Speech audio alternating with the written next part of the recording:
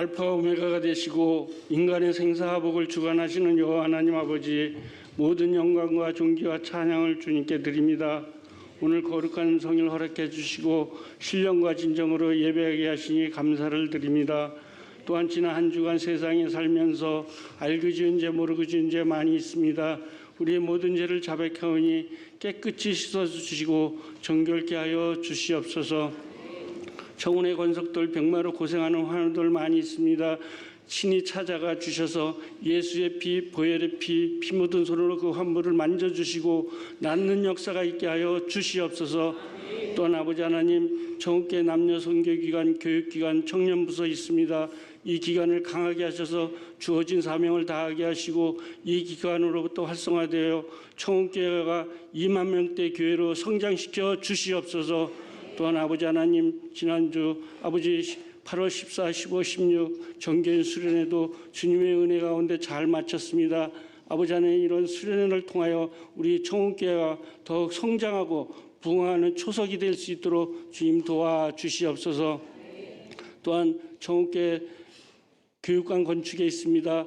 착공에서 준공에 이르기까지 한 채 안전사고 없게 하여 주시옵시고 재정에서도 어려움 없게 하여 주시옵소서. 그래서 우리 모두는 서로 협조하고 협동하고 주어진 일에 책임과 의무를 다하며 아름다운 건강한 청운교회가 될 수 있도록 주님 도와주시옵소서.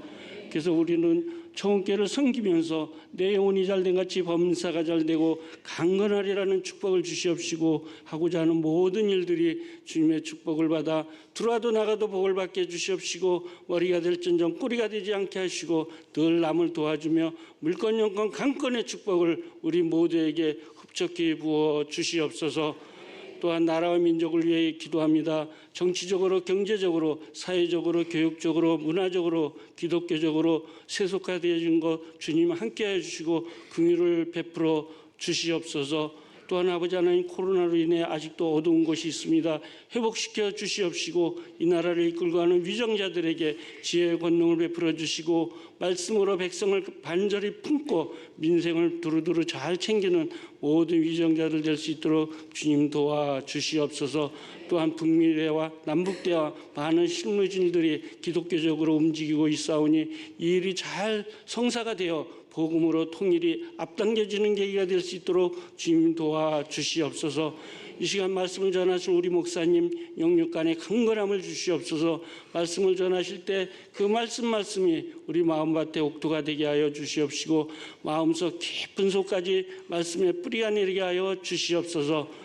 또한 주시는 말씀을 통하여 주님과의 연결고리가 잘 이어지게 하여 주시옵시고 또한 주시는 말씀을 통하여 주님과의 관계가 동득하며 은혜 받는 귀한 시간 될 수 있도록 주님 도와주시옵소서. 특별히 주시는 말씀을 통하여 하박국 선지자가 많은 역경과 고난 속에서도 하나하나 기도하면서 이루어지는 기도의 승리가 우리의 삶의 현장에서 많은 역경과 고난 속에서도 하나하나 기도하면서 이루어지는 기도의 승리가 될 수 있도록 주님 도와주시옵소서. 아버지 하나님, 찬양으로 영광 돌리는 나우 찬양팀 할렐루야 찬양대 찬양을 부를 때 천군 천사가 화답하는 찬양이 되게 하여 주시옵시고 부르는 자나 듣는 자나 귀한 은혜의 시간 될 수 있도록 주님 도와주시옵소서.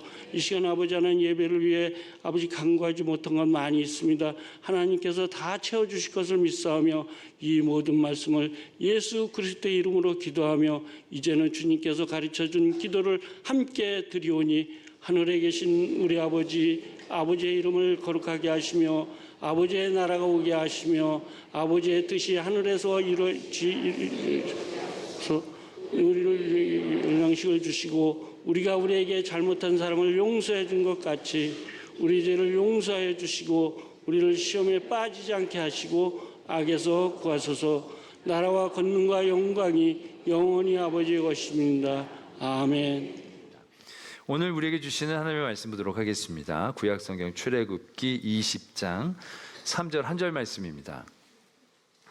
출애굽기 20장 3절의 말씀 제가 봉독드리겠습니다.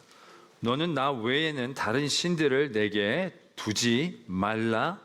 아멘. 하나님의 말씀입니다. 이 시간 할렐루야 찬양대가 함께 찬양으로 영광을 돌리겠습니다.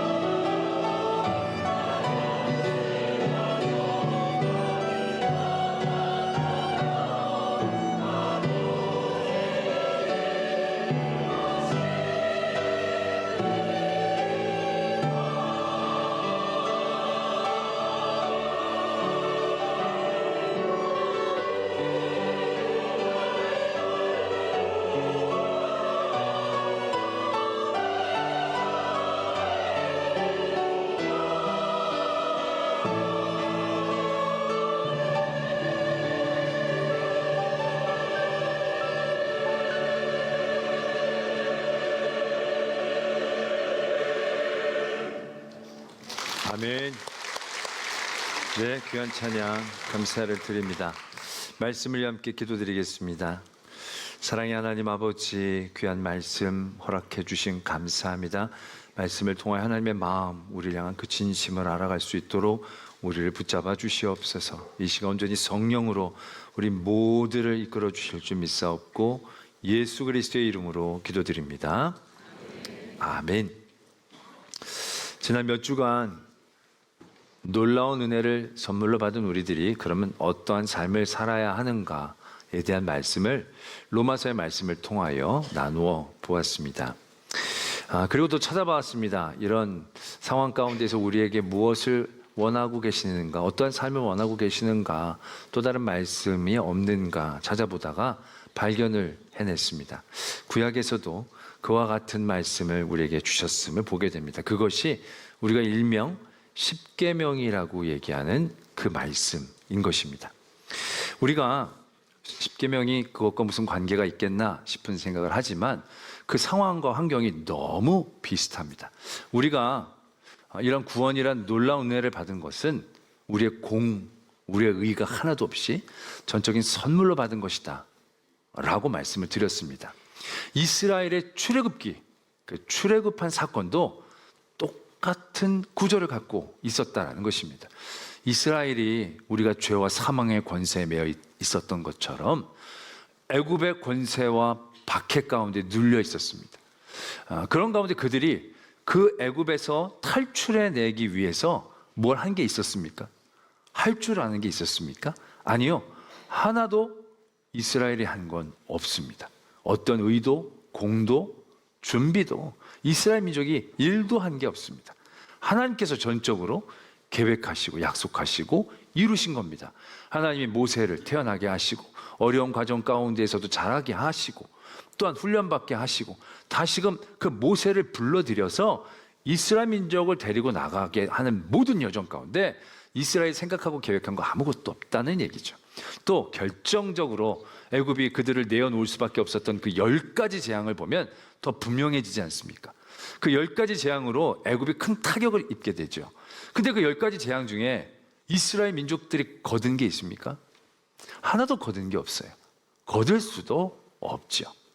그들이 마지막 10번째 재앙 때 하나님께서 문설주의 양 피를 바르고 유월절 준비를 해서 가자, 그러면 그때 따라 나오면 된다, 이런 이제 명령을 내렸을 때 모두가 일사불란하게 다 순종을 했죠. 근데 솔직히 그거는 순종을 했다라기보다는 순종을 하지 않을 수 없는 상황을 하나님이 만들어 주신 거예요.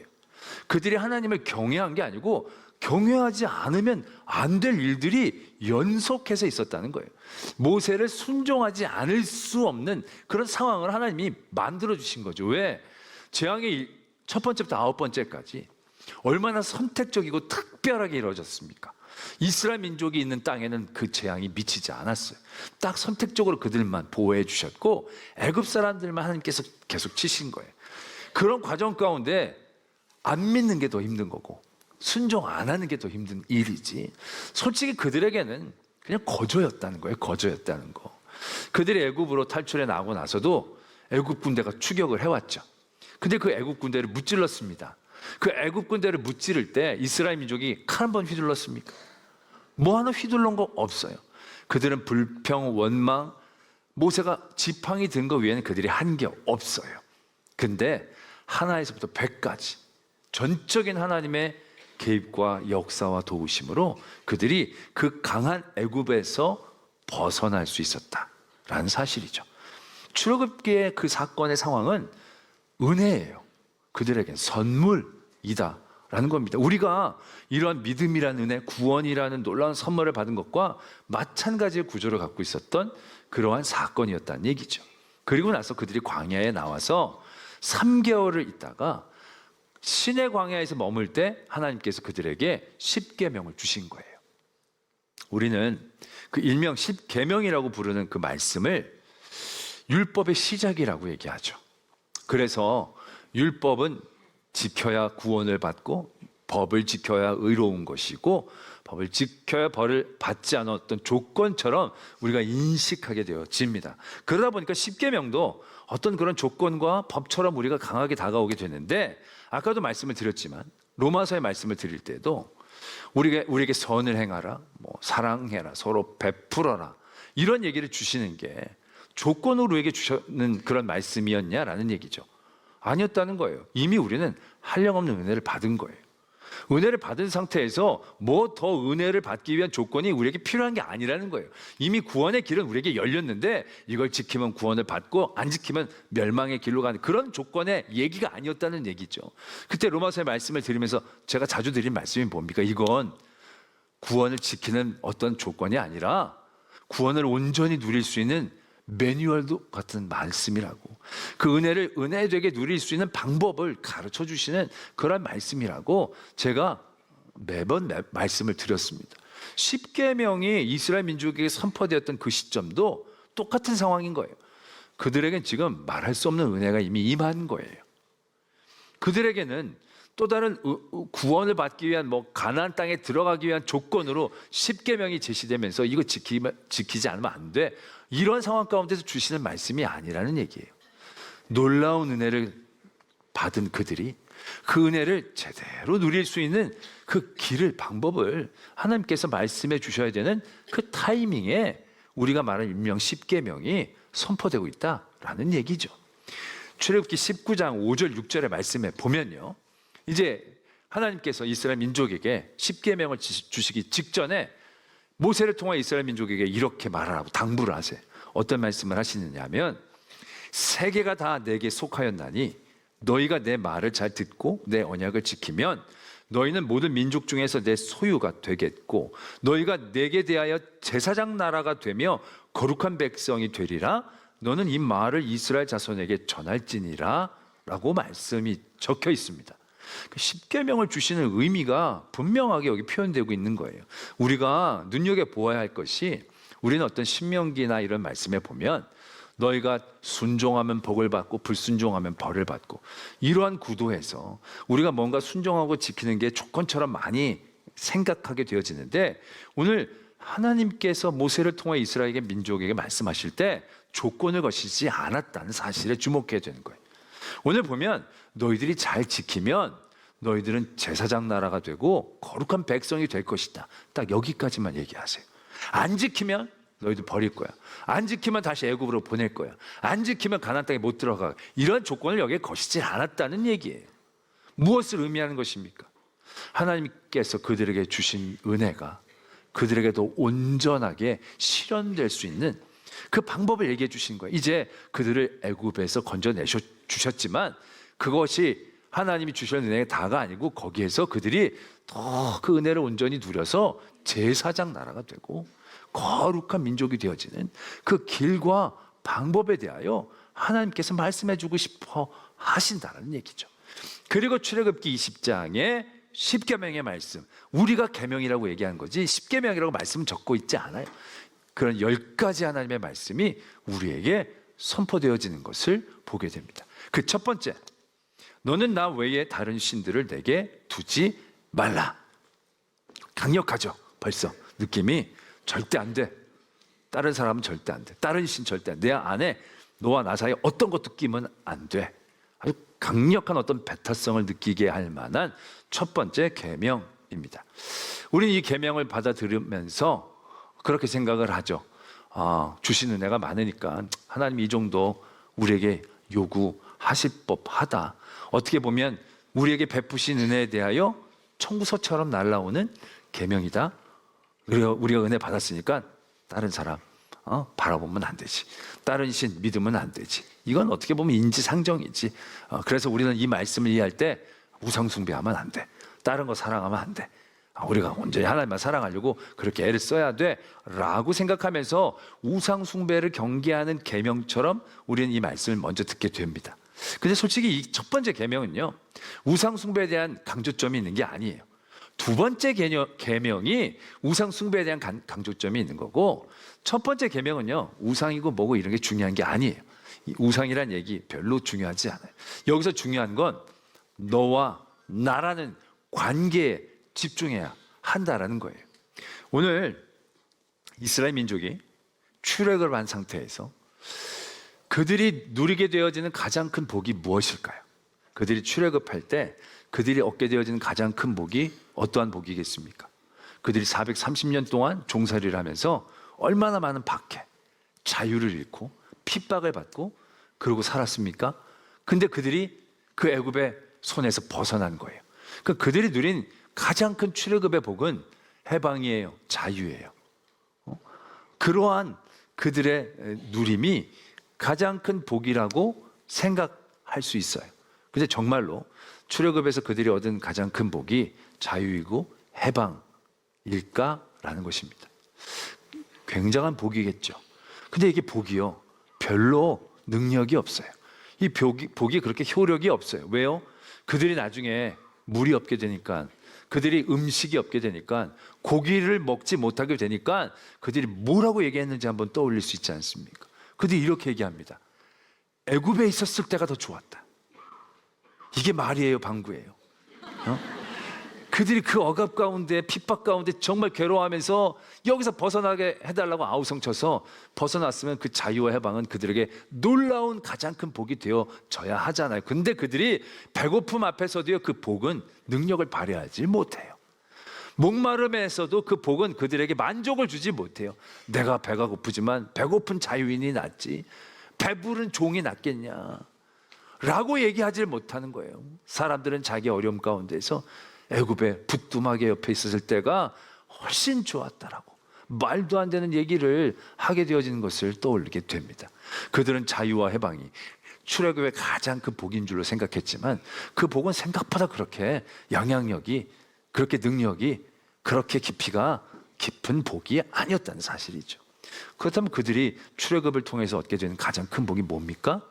그건 2절에 이렇게 적혀져 있습니다. 나는 너를 애굽 땅 종되었던 집에서 인도하여 낸 내 하나님 여호와이니라.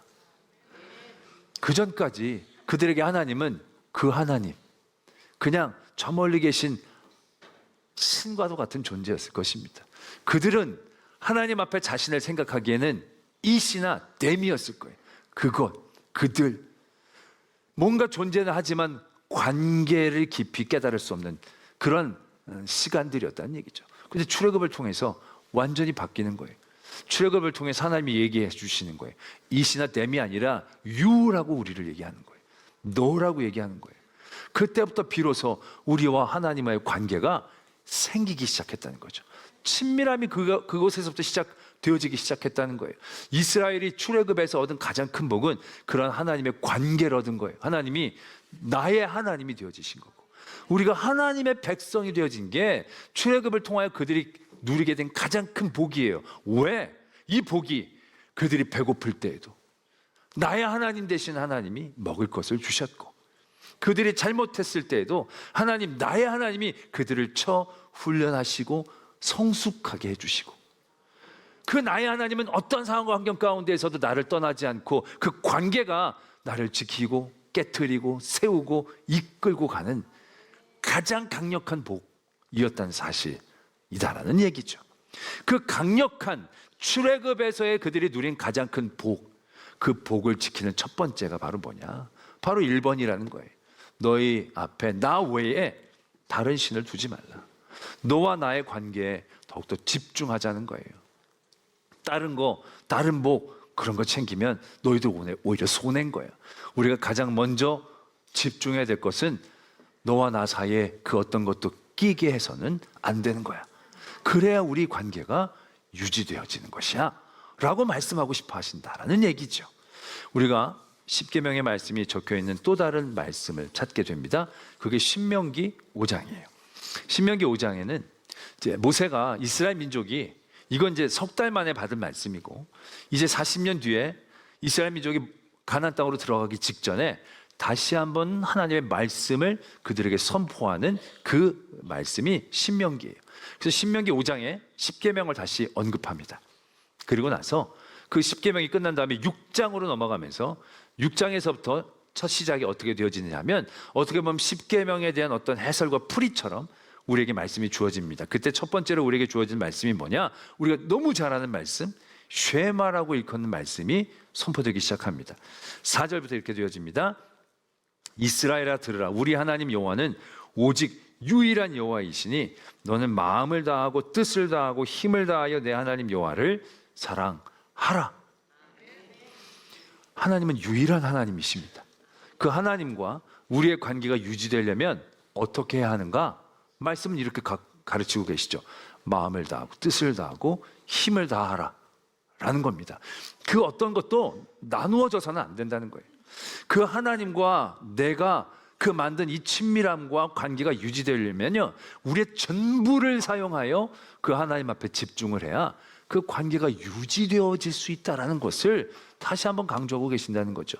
말씀이 그 다음에 이어집니다. 내가 너에게 명하는 이 말씀을 너는 마음에 새기고 내 자녀에게 부지런히 가르치며 집에 앉았을 때에든지 길을 갈 때에든지 누워있을 때에든지 일어날 때에든지 이 말씀을 강론할 것이며 너는 또 그것을 내 손목에 메어 기호를 삼고 내 미간에 붙여 표를 삼고 또 내 집 문설주와 바깥문에 기록할지니라. 삶의 틈을 만들지 않고 모든 삶의 자리에 그 하나님을 사랑하고 하나님 앞에 전부로 나가야 한다는 얘기들을 채우라고 말씀하고 계신다는 거예요. 앉았을 때든지 서 있을 때든지 마음에 새기고, 또 자녀에게 가르치라는 건 이건 교육적인 얘기만 하는 게 아니라 그것을 가르치는 교육자도 그 생각으로 가득 차 있어야만 가능한, 갈 때든지 설 때든지 있을 때든지 뭐 누웠을 때 빈틈이 없어요. 내 손목에, 내 미간에, 문설주에, 바깥문에, 그 모든 나의 삶의 자리에 그 하나님을 전부로 사랑해야 한다는 말씀을 적고 채우게 하신다는 거죠. 왜? 그렇게 해야만 우리가 하나님이 나의 하나님이 되신 그 놀라운 관계를 유지해낼 수 있기 때문에 그렇다라는 것입니다. 아니 꼭 그렇게까지 사랑해야 합니까? 그렇게 안 해도 우리는 충분히 사랑할 수 있을 것 같은데, 전부 안 하고 많이만 해도 우리는 충분히 하나님을 사랑하는 것 같은데 라고 생각할 수 있지만 과연 그럴까라는 것입니다. 이스라엘 민족이 가나안 땅으로 들어가서 우상을 숭배하기 시작합니다.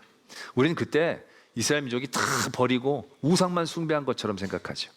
그렇지 않습니다. 이스라엘 민족이 하나님도 섬기고 우상도 섬기기 시작한 거예요.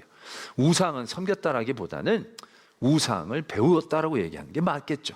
그들이 농사를 잘 짓는 이방 민족들이 자기보다 많은 기술을 가지고 소출을 내는 걸 보고 어떻게 저렇게 하나 봤더니 그 바알과 아세라 제사를 하니까 또 잘하는 것 같기도 하고, 그래서 나도 농산물 많이 얻으려고 한번 그렇게 기웃거리다가 그 재미에 빠져서, 그렇다고 하나님 안 섬기는 게 아니에요. 이스라엘의 북이스라엘, 남유다 하나님을 완전히 등지고 져버린 거 아니에요. 성전은 있었고 하나님을 섬겼어요. 그러나 그들의 마음이 나뉘어졌어요. 근데 그들이 나누어졌을 때 하나님을 1등으로 사랑했다고 하나님 그들을 기뻐하시고 그들을 온전하게 여겨주셨느냐? 그들이 하나님에 대한 사랑과 믿음을 지켜낼 수 있었느냐? 그렇지 않다는 거예요. 섞인 마음이 그들을 무너지게 했다라는 얘기예요. 제가 전에도 그런 말씀 드렸습니다. 우리가 하나님을 사랑하는 방법은요, 전부로 사랑해야 하는 거예요. 그렇지 않으면 우리는 사랑할 수가 없다는 거죠. 우리들 가운데 이렇게 생각하는 분들 적지 않죠. 나는 하나님이 내 삶의 1번이야. 우선순위 1번이야. 이건 어떤 것을 의미합니까? 2번이 있고 3번이 있고 4번이 있는 걸 의미하는 겁니다. 여러분들 가운데 우선순위 1번이 하나님이 아닌 분들은 아무도 없을 겁니다. 아멘. 그래도 양심이 있고 생각이 있고 멍청하지 않으면 하나님 무조건 1번인 건 사실이에요. 그러면 2번도 있을 거예요. 그 여러분들의 삶에 2번 한번 생각해 보세요. 그리고 제가 한번 다시 묻습니다. 그렇다면 여러분들의 삶에 1번을 향한 마음과 1번을 향한 시간은 얼마나 됩니까? 여러분들 2번이 건강이라고 하면 건강 굉장히 신경 쓰겠죠. 이런 분들은 하루에 정기적으로 약도 비타민 이런 것도 잘 챙겨 먹고 운동도 정기적으로 하루에 1시간씩은 늘 하실 겁니다. 산책을 하든 뭘 하든 늘 건강을 위해 그렇게 시간을 사용하실 겁니다. 자, 그렇다면 여러분들의 1번이라고 얘기하는 하나님을 향하여 여러분들 하루에 얼마나 시간을 사용하십니까? 얼마나 할애하십니까? 2번에 1시간을 드렸다면 1번은 적어도 1시간 1분은 돼야 1번이 되지 않겠습니까? 근데 여러분 과연 하루에 하나님을 향한 시간은 얼마나 됩니까? 여러분들이 그렇게 1번이라고 외치는 우선순위 1번의 하나님을 향하여 여러분들 얼마나 여러분들의 재화를 쓰고 여러분들의 시간을 쓰고 여러분들의 물건을 쓰고 여러분들의 여러 관심을 쓰게 됩니까? 하루에 여러분들 하나님을 위해 얼마나 쓰십니까? 식사 기도 3번 하고 일어나고 잘 때 기도하고 다 합쳐봐야 2분 절대 안 넘습니다. 성경 5장 읽는다 30분, 길어야 30분. 10장 읽는다 40분, 50분. 다 합쳐봐야 42분, 52분. 그래도 1분이 맞습니까? 여러분들 밖에 나갈 때 거울 보면서 화장할 때 몇 분이나 사용하십니까? 그 시간만도 못하게 하나님 앞에 사용하시면서 하나님이 1번이라고 얘기할 수 있습니까? 제가 아내에게 내가 몇 번이냐고 물으면 저희 아내가 늘 날 1번이라고 얘기합니다. 첫 번째로 사랑한다고 얘기하죠. 여러분들은 안 그러세요? 다 그렇게 얘기를 하죠. 근데 살다 보면 그렇게 못 느끼죠. 1번이 아니라 한 4번, 5번 정도로 밀린 느낌을 많이 받아요. 그 토로하죠. 나 1번이라면서 왜 내가 1번인 것 같지 않냐고. 그러면 아내 얘기하죠. 2번, 3번, 4번이 워낙 손이 많이 가고 걔네들은 막 아우성치고 하니까 걔네들 하다 보면 당신이 잘 알아서 하니까 그러다 보니까 그런 거지만 여전히 1번 당신이야 라고 얘기를 하죠. 여러분들이 하나님이 1번이라고 얘기하지만 세상은 그렇게 호락호락하지 않습니다. 세상은 여러분들이 1번을 향하게 두지를 않습니다. 마음은 1번에 있을지라도 1번을 향하여 나가게 하지 않습니다. 왜? 1번은 보채지 아니하십니다. 여러분들을 흔들지 않습니다. 여러분들 미혹하지 않습니다. 늘 여러분들이 기다립니다. 그런데 2번, 3번, 4번, 5번은 늘 우리를 붙잡습니다. 늘 우리를 흔들고요. 우리를 늘 미혹합니다. 그런 구도에서 1번은 절대로 우리의 삶의 1번으로 남을 수 없게 되는 겁니다. 그래서 하나님은 그 관계를 지키기 위해 그 길을 알려주시는 겁니다. 내가 너의 하나님이 되는 이 가장 큰 복과 은혜를 지켜야 한다. 그걸 지키기 위해서 어떻게 해야 하느냐? 다른 걸 그 속에 두면 안 된다는 거예요. 나를 전부로 사랑하고 나를 전부로 믿고 신뢰를 해야 그 안에서 그 모든 것들이 이루어질 수 있다라는 그 길을 우리에게 가르쳐주고 계신다라는 것입니다. 그래서 마음을 다하고 힘을 다하고 뜻을 다하지 않으면 우리는 금방 세상의 것에 2번에 3번에 4번에 끌려 현혹되고 말 것입니다. 그래서 이 신명기 말씀에 보면 뒤변에 너희들 편할 때도 조심해야 되고 이방 여인과도 결혼하지 말아야 돼. 뭐 결혼까지 그렇게 하시냐고 하지만 결국 결혼을 하면 그 이방 여인에게 마음이 나눠지게 되고 결국 순혈주의를 얘기하는 게 아니라 하나님을 사랑하는 마음이 빼앗긴 수밖에 없는 구조이기 때문에 우리는 전심전력해 그 모든 것들을 하나님 앞에 향하여 나아가야 한다는 것을 우리에게 가르쳐주고 계신다라는 것입니다. 그러나 이 말씀은 우리에게 정말로 굉장히 부담스럽죠. 진짜 다른 건 아무것도 생각하지 않고 2번, 3번, 4번 없이 1번으로 온전히 하나님만 사랑하면 옛날에야 뭐 광야에서 하나님 만나도 주시고 메추라기도 주시고 뭐 여러 가지 복잡하지 않은 상황에서 살아낼 수 있었지만 요즘 사회, 현대 사회가 어디 그렇습니까? 하나님이 뭐 AI 문제 해결해 줄 것도 아니고 코인 뭐 언제 올릴 건지 알려줄 것도 아니고 애들 교육 어느 학원이 좋은 건지 알려주실 것도 아니고 그러니까 우리가 이 현대 사회도 이걸 적응하면서 산다는 건 너무 무리 아닙니까? 라고 생각할 수도 있을 것입니다. 하나님의 말씀은 모든 시공을 초월하여 진리된 말씀이심을 믿으셔야 합니다. 자, 하나님이 왜 하나님을 전부로 사랑하게 하시느냐?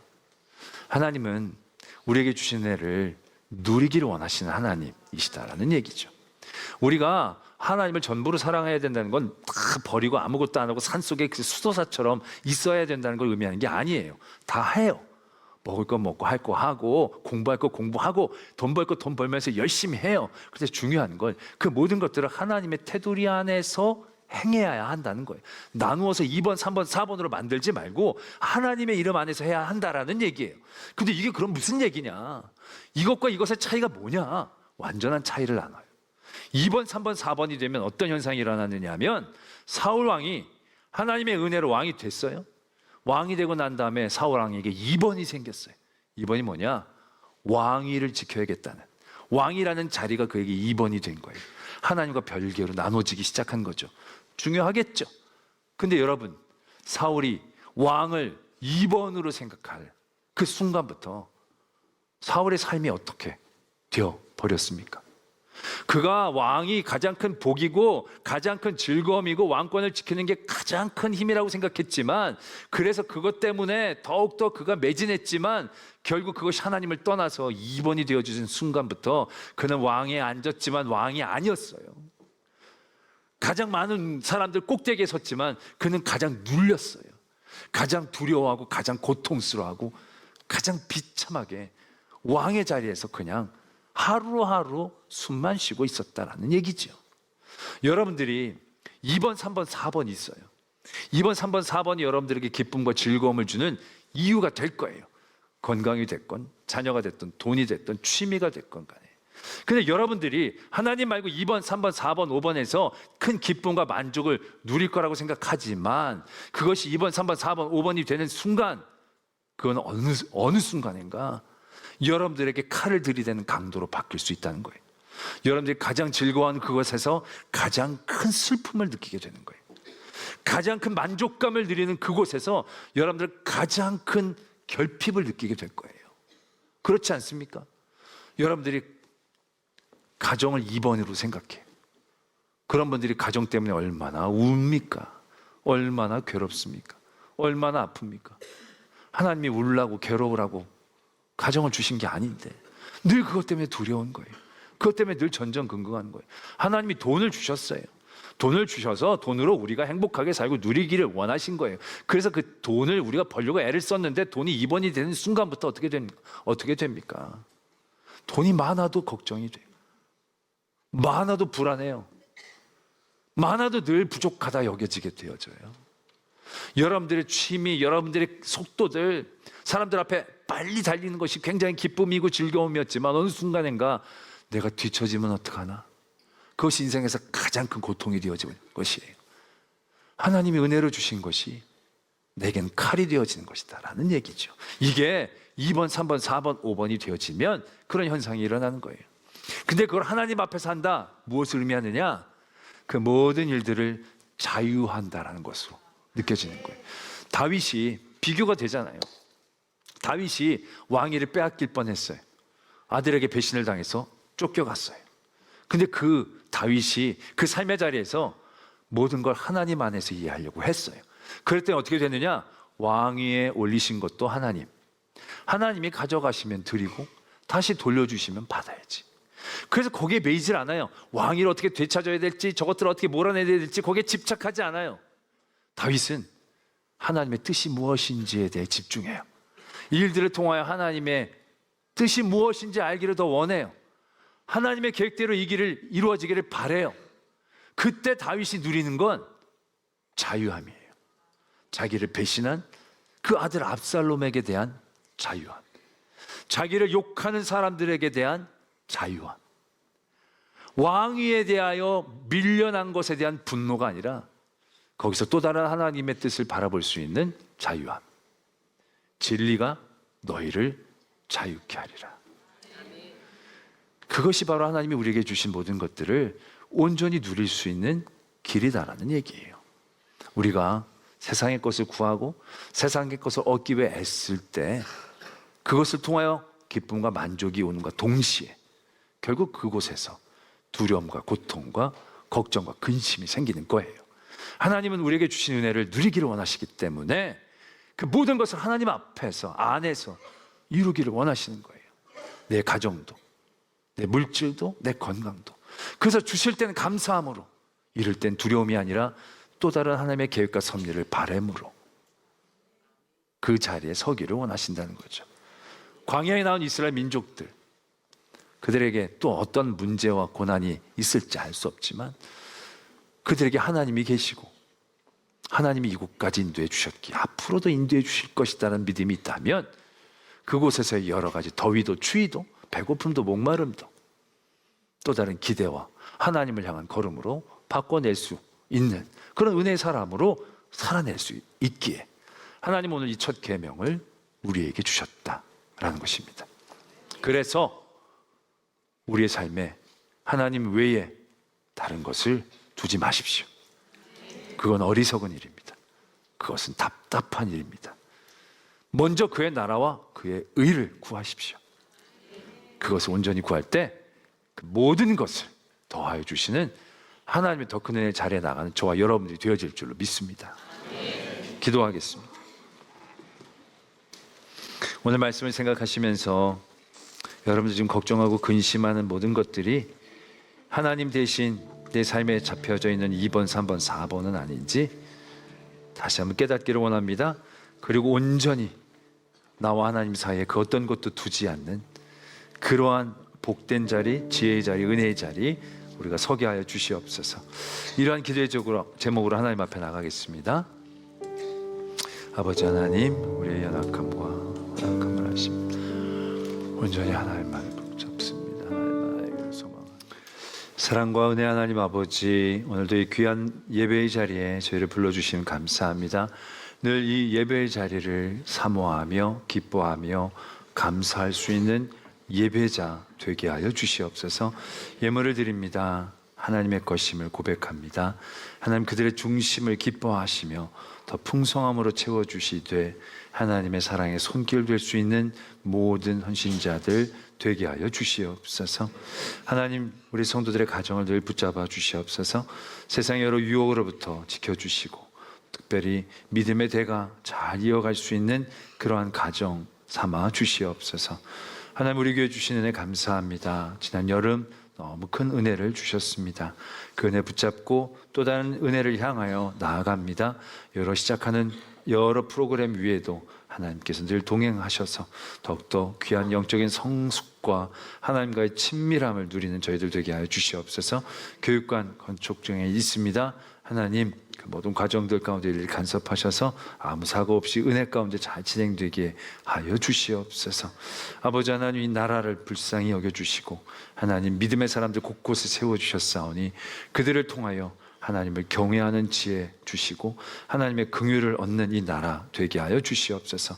전쟁으로 얼룩진 열방 가운데 하나님 함께하여 주셔서 강한 자들과 약한 자 사이에 하나님이 계시며 하나님 강한 자들이 힘으로 얻지 못하고 약한 자들이 빼앗기지 아니하는 공의 하나님 그 역사와 주권이 나타나게 하여 주시옵소서. 아버지 하나님 모든 예배자들 예배의 자리마다 함께하여 주시옵소서.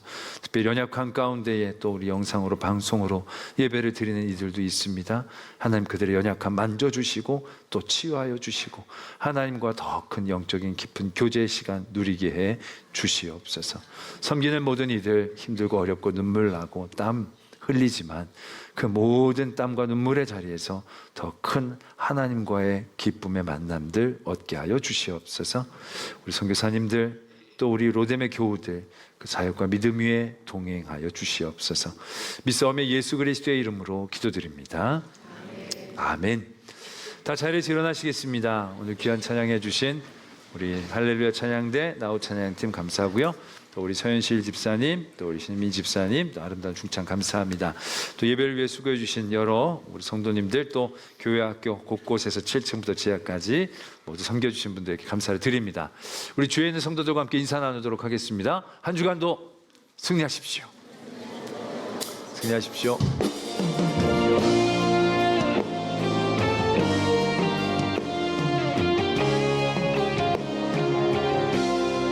지금은 우리 구주 예수 그리스도의 은혜와 하나님 아버지의 지극하신 사랑하심과 성령 하나님이 함께하여 주시고 도와주시고 교통하여 주시는 역사하심이 나와 하나님 사이에 그 어떤 것도 두지 않기를 깨어 도전하는 모든 성도들 위해 그 가정 위에 우리 교회 위에 이 땅과 열방 위에 이제부터 영원토록 함께 계시기를 간절히 축원하옵나이다. 아멘.